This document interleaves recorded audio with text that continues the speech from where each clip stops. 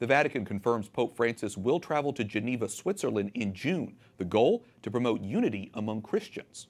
Today that we look at this as a pilgrimage, as a way of finding new ways together and to do together what we can do together. And in this perspective, we thought a visit of Pope Francis could also come at a time that could strengthen our common vision for ecumenism of today.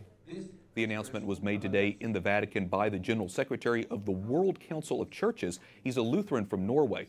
Swiss Cardinal Kurt Koch, head of the Pontifical Council for Promoting Christian Unity, joined him.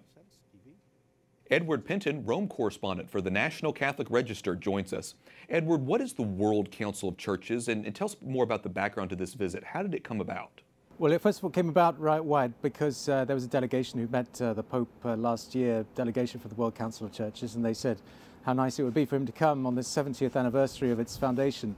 But the World Council of Churches is a very large organisation. It's supposed to be made up of half a million Christians from 110 countries and 348 different denominations, including the Orthodox churches. So it's a big movement within the ecumenical movement.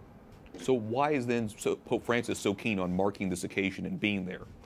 Well, it really is connected with his real enthusiasm for ecumenism. You've seen this over the past 5 years with his reaching out to the Orthodox churches, meeting Patriarch Kirill in a very historic visit.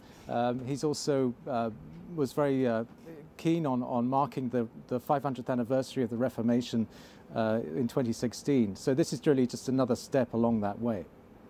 It's interesting because the Catholic Church has actually never been a member of this organization, the World Council of Churches. Why is that? It's really because, well, first of all, because they're made up of what the Church considers breakaway denominations and schismatic groups, if you like, and so the Church doesn't feel that it really should belong in that group. But on the other hand, and also because the Church feels that it is the source of unity. The Petrine office is in itself a source of unity. It is a unifying force. And so they feel that there is really no need to be a member. On the other hand, it does offer consultation and is an observer to some of the meetings within the World Council of Churches. Sure, and like we say, the Pope is at least willing to meet with them and engage with that organization as well. So this meeting is going to be happening in Switzerland. Tell us about Catholics in Switzerland. Can you give us a snapshot of what the church is like there?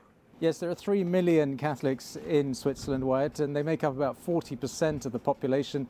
They're sort of mixed around in the different cantons, but there is a deep Catholic heritage here in Switzerland. And in fact, the bishop who is the Bishop of Geneva is Bishop Charles Moreau, who was here in Rome for many years and was actually very involved in ecumenical dialogue with the Anglicans. So there's that significant point as well. But it is has a very Catholic heritage, Switzerland, in different parts of it. Very good. We will look forward to hearing more about this meeting as we get closer. Edward Pentin, Rome correspondent for EWTN's National Catholic Register. Thanks, Edward. Thanks, Wyatt.